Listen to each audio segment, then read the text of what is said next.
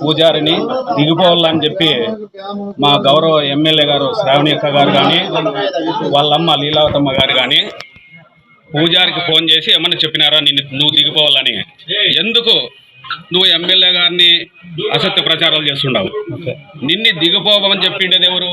ఈ దుర్గాంజనేయ స్వామి భక్తాదులు, ఈ లోకల్ గ్రామ భక్తాదులు అయితేనేమి, బయట నుంచి వచ్చే భక్తాదులు అయితేనేమి, ఈ గుడి సాంప్రదాయ ప్రకారంగా పూజలు నిర్వహించలేదు, మాకు ఈ పూజారి వద్దు అని చెప్పేసి ఈ గ్రామస్తులు కానీ ఈ గుడికి సంబంధించిన భక్తాదులు కానీ ఫిర్యాదు చేయడం జరిగింది.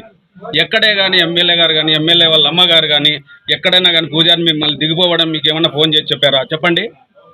వాళ్ళ మీద బురద చల్లడం మంచిది కాదని కూడా నేను పూజారి గారిని హెచ్చరిస్తున్నా. ఎందుకంటే మా కూటమి ప్రభుత్వం గౌరవ ముఖ్యమంత్రులు వారిలో నారా చంద్రబాబు నాయుడు సార్ గారు అభివృద్ధి చేసే కార్యక్రమాలు చూసి ఓర్చలేక బురద చల్లడం మంచిది కాదని కూడా తెలియజేస్తున్నా. మానుకోవాలని కూడా హెచ్చరిస్తున్నా. ఆ గుడికి సంబంధించిన సాంప్రదాయ ప్రకారంగా పూజలు నిర్వహించలేదు. భక్తాదులు వచ్చినప్పుడు పూజ చేయడానికి రావడం లేదు. నేను ఈ టయానికి రాలేను, మీరు ఈ టయానికి రాకూడదని భక్తాదులు చెప్పడం జరుగుతుంది. ఈ గ్రామవాసులు కానీ వాళ్ళే 100 కాల్ చేస్తున్నారు. వాళ్ళు వచ్చి ఇక్కడ ఎంక్వైరీ చేస్తున్నారు అంతే. ఎవరు పోలీసులు భక్తాదులే ఫిర్యాదు చేస్తున్నారు. ఈ పూజారి పైన ఎక్కడ కూడా ఏ గుళ్ళో కూడా ఏ పూజారి పైన రాలే కంప్లైంట్లు, ఈ పూజారి పైన వస్తున్నాయి. అది ఎవరు చెప్తున్నారు? ఈ గ్రామవాసులే. ఎవరు? భక్తాదు, ఈ గుడికి సంబంధించిన భక్తాదులే.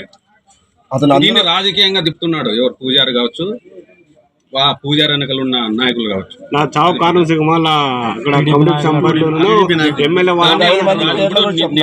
ఇప్పుడు నీకు ఎవరైనా కానీ పరామర్శించడానికి ఎవరు వచ్చినారు? వైఎస్ఆర్ నాయకులు వచ్చినారు. అది రాజకీయం అంటారు. పూజారి వెనకలు చేస్తుండే రాజకీయం కదా. అది గుడిలో పూజారి రాజకీయం లేకపోతే బెస్ట్.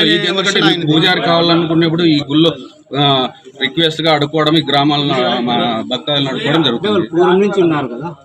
ఉన్నారు 150 నుంచి ఉన్నారు.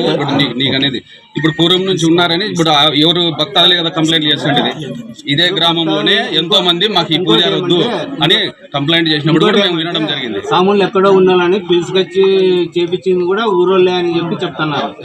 వీళ్ళు హైదరాబాద్ లో ఎక్కడో ఉండేవాళ్ళు, వాళ్ళు ఎక్కడో పూజ చేసుకునే వాళ్ళని వీళ్ళుండే స్వామి సరిగ్గా లేరని చెప్పి వీళ్ళు పెట్టిన స్వామి సరిగ్గా లేరని చెప్పి ఈ సాములను పిలుచుకొని వచ్చి ఇక్కడ పెట్టినారు. వీళ్ళు కూడా ఆర్థికంగా స్వామికి ఎంత ఎంత కావాలని చెప్పి చందాలు చేపించి అభివృద్ధిలో పాల్పంచుకున్నారు. కానీ ఇప్పుడు ఏద్దామని పొమ్మంటే వాళ్ళు ఎక్కడ పోతారు? ఇప్పుడు అదే గ్రామవాసులే మాకు అంటున్నారు. గ్రామంలో ఎంతో మంది వాళ్ళు కూడా విచారించమను.